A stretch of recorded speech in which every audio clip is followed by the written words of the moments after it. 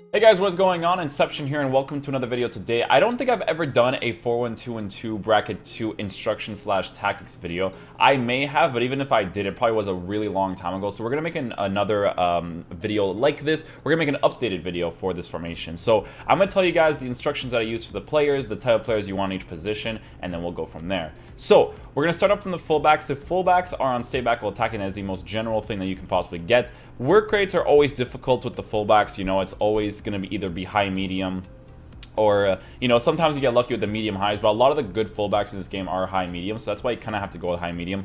For center backs, try to be as specific as you possibly can. Try to go with the center backs that have the medium high or the medium work rates. Preferably, I think it would be best for you guys to try to get players that have very similar work rate. So for instance, if you get like a Winston Reed in form and a Chris Smalling, those guys both have medium high work rates, so it'd be really nice because that way they would move more smoothly together, right? Whereas a Boateng and a Chris Smalling, you know, one might be a little bit out of place more than the other because the work rates are a little bit different.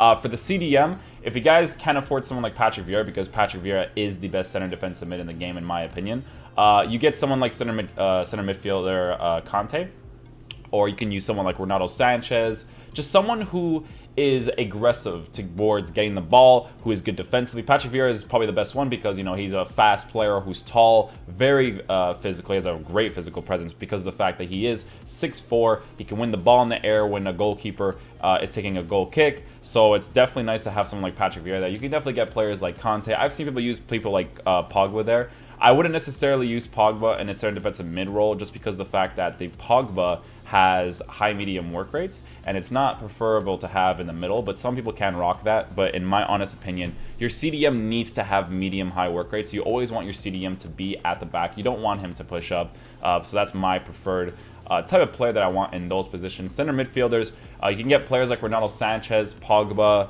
Marquisio. If you get an Asamoah, get Asamoah on the left side. You want to have the strong foot on the right side. So basically, for instance, Pogba is probably the best right centerman in the game. He's great at attacking. He's great at defending. High medium work rates is a little bit of a shutdown. You know, if he was medium would be amazing. But high medium works really well for him because of the fact that he's tall. He's got great physical presence in the game. So definitely nice to have him there. He's also right-footed with a 4-star weak foot. That's a huge aspect because there are times that he does, you know, cut in through the left side, and if he cuts through the left side, you want his left foot to be able to score goals too. So it's definitely nice to have a player like Pogba on the right side. Again, he's one of the few players that I would use as a high-medium work-rated player, just because of the fact that he is good at attacking and defending. So it really depends, right? But preferable, you'd want to have people who have medium work rates, high work rates, or even medium high work rates. Those are the most preferred to have on the right center mid and the left center mid spot. That's in my opinion. The instructions that I use for the center midfield is to stay back while attacking. So for both Renato Sanchez and for Pogba, they're both on stay back while attacking. And for the CDM as well, he's also on stay back while attacking.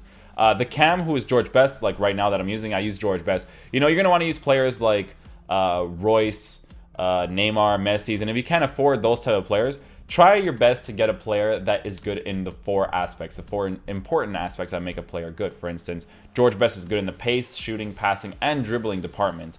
You don't want a player that's only good at 2 or 3 of those things. You want players that are good at all 4 of those things because there's a lot of specific moments where your George Best is going to act like your striker, and he's the one that's going to be through on goal. And if he doesn't have enough pace and aggression towards being on the ball and trying to get the ball, he's not going to be able to score the goals when you think about those specific moments. But then if you have someone like Kevin De Bruyne, you know, he's great at shooting, passing, and dribbling, but then he's lacking in the pace department. So that's something you want to take into account when you are using these type of players. You still want to use players that are good in all 4 aspects. You know, you can even use someone like Son, who's a cam. You know, his passing wouldn't be that great, which is probably the most important stat. So you're definitely going to take these things into consideration when you're playing this game.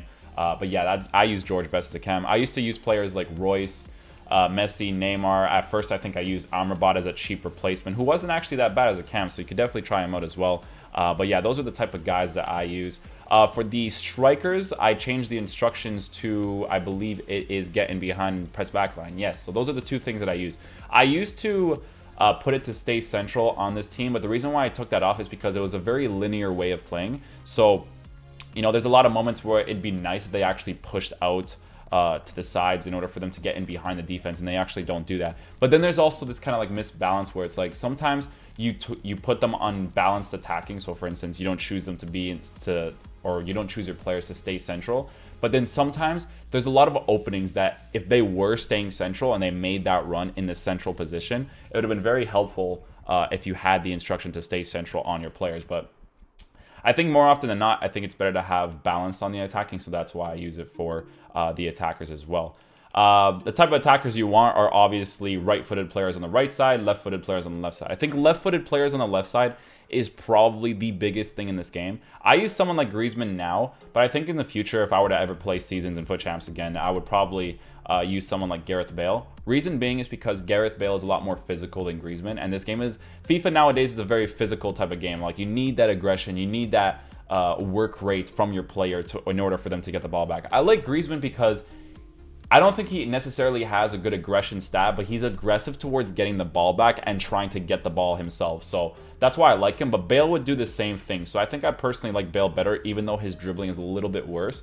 But just because of his physical presence in the game, I think I'd prefer that over anything. Ronaldo, for me, is the best striker in the game and the best player in the game, if anything. He's like basically the perfect player that you can ask for, you know? He's 6'1" with high-low work rates, 4-star weak foot, 5-star skill moves. It's perfect to have there. If I had money, I think the way that this team would work was I would probably put like a Team of the Year Ronaldo on the left side, and on the right side I could maybe get a George Best, or maybe someone better who's good with both feet and has a physical presence, but I think George Best is the only other one similar to Ronaldo. It's a shame that he doesn't have a 3-star weak foot, but I think it would definitely have helped to have someone similar to like a George Weah in your team as a striker. So yeah, guys, that's the type of players that I use for this team and for this formation in general. The tactics that I use for this team are these ones right here. Now, again, my tactics change sporadically. I always change them here and there, right? Like, as you can see, I put the shooting higher, I put the crossing lower, passing lower, 44s, 43s. The reason being is because I feel like you always need to experiment with things that you do and don't like in your formation and how they're playing, right? For instance, there's one thing that I've kind of noticed with this formation is that I don't like that 3 of my center midfielders push inside the box. And it's weird too because I have them on stay back while attacking, and even sometimes Patrick Vieira will do it. So obviously it has something to do with the tactics that I'm using. It probably has something to do with the speed. But the only thing that I'm wondering is that if I lower the speed, maybe my strikers won't be making those runs in behind, or maybe they will, right? So that's the kind of thing that you have to experiment with. You always got to change things up. I put my pressure, aggression, and team width. Team width is at 54 because I think it's a pretty good balance in the width of your team when they're defending. But the pressure and aggression I put lower because of the fact that the way that I defend personally, I don't like rush the player when I'm defending, right? Like, I don't like put a huge amount of pressure on the guy.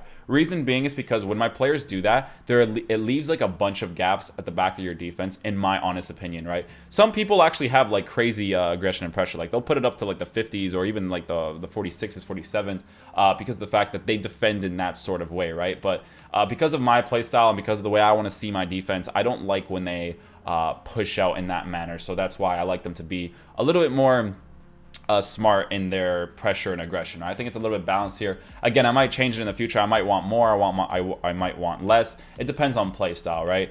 The passing and the crossing seems to be balanced. You know, it's an in-between of will my players make those runs on the outside or will they not? Will my players pass it short or pass it long?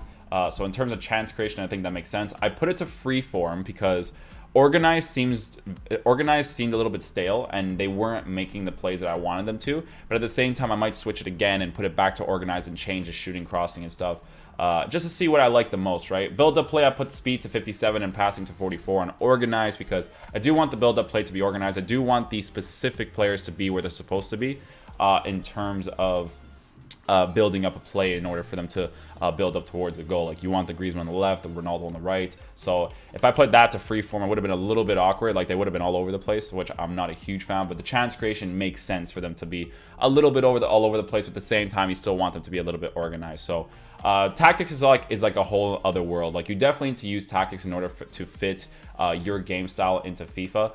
Tactics may vary depending on the formation I use. When I play FUT Draft, I never change my tactics because sometimes I don't want to really figure it out again with a different type of formation. But these are the tactics that I use for the 4-1-2-2 bracket 2.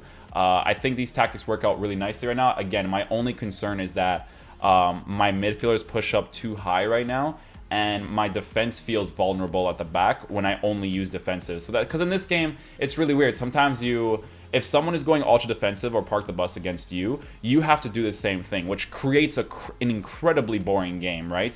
Which is why I complain about ultra defense and park the bus all the time. But when someone uses it against you, do the same thing back to them, because there isn't a balance in this game where if someone is defending that much, then they won't be able to attack that much. That's really not the case in FIFA. Like, if someone goes ultra defensive or park the bus, they will be able to attack your defense if you're on defensive, or even attacking, because you're so vulnerable at the back because you're pushing up so high. So make sure that when you see someone doing that, I would say to do the same thing. As stupid and as boring as it is, it's the way that you're going to get results in the game. So I would definitely recommend doing that when you guys are in your games. For those of you wondering why I'm on 91 chemistry right now, the team when I start up the game is like this. So this is how I start up the game, so I can get 100 chemistry.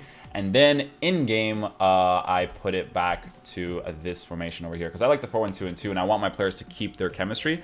When you do that, the players keep their chemistry. So that's why we do that from before the game, and then we do it after the game. So that way the players keep their chemistry, and we can just play just like this. But that's pretty much it for this video today, guys. Thank you guys so much for watching the video today. I do appreciate all the support. If you guys did enjoy this video, please drop a thumbs up on it, and I'll see you guys later. Peace, dudes.